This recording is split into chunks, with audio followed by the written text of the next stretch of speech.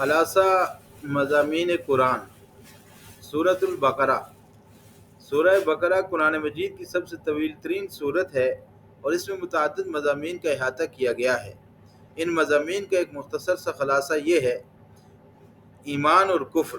سورت کی ابتدا میں متقین، کافروں اور منافقوں کے اوصاف بیان کیے گئے ہیں۔ ایمان کی اہمیت اور کفر کے نقصانات پر روشنی ڈالی گئی ہے۔ بنی اسرائیل کی تاریخ۔ بنی اسرائیل کو دی گئی نعمتوں اور ان کی نافرمانیوں کا تذکرہ ہے۔ یا بنی اسرائیل اذکروا نعمتی التی انعمت علیکم وانی فضلتکم علی العالمین۔ اور موسیٰ علیہ السلام اور ان کی قوم کے واقعات کا بیان ہے۔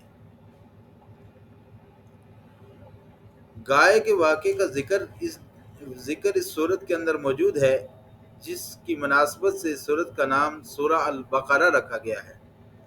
بقرہ عربی زبان میں گائے کو کہتے ہیں۔ احکام شرعیہ۔ سورہ البقرہ میں نماز، روزہ، زکوٰۃ اور حج جیسے بنیادی احکامات شرعیہ کا ذکر موجود ہے۔ قانون قصاص، قانون وراثت، نکاح، طلاق اور عدت جیسے معاشرتی احکامات کا تذکرہ اس کے اندر موجود ہے۔ سود کی حرمت اور تجارت کی حلت کا بیان ہے۔ اس کے علاوہ حضرت ابراہیم علیہ السلام کا ذکر اس سورت کے اندر موجود ہے اور بڑی تفصیل سے موجود ہے۔ حضرت ابراہیم علیہ السلام کی تعمیر کعبہ اور ان کی دعاؤں کا تذکرہ موجود ہے۔ قبلہ کی تبدیلی اور اس کی حکمت کا بیان موجود ہے۔ جہاد فی سبیل اللہ۔ اللہ کے راستے میں جہاد کی فضیلت اور اس کی اہمیت اور اس کے احکامات کا بیان موجود ہے۔ جہاد کے دوران صبر و استقامت کی تلقین کا بیان موجود ہے۔ انفاق فی سبیل اللہ۔ اللہ کے راستے میں خرچ کرنے کی فضیلت اور اس کے آداب بھی بیان کیے گئے ہیں۔ ریاکاری اور احسان جتلانے سے بچنے کی تلقین کی گئی ہے۔ آیت الکرسی۔ آیت الکرسی سورہ بقرہ کے اندر ایک آیت ہے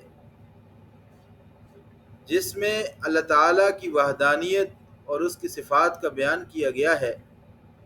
آیات آخر میں دعائیں، مومنوں کے لیے دعائیں ہیں جن میں مغفرت اور مدد کی درخواست کی گئی ہے۔ انسانیت کی رہنمائی۔ یہ صورت انسانیت کی رہنمائی کے لیے ایک جامع دستور حیات پیش کرتی ہے۔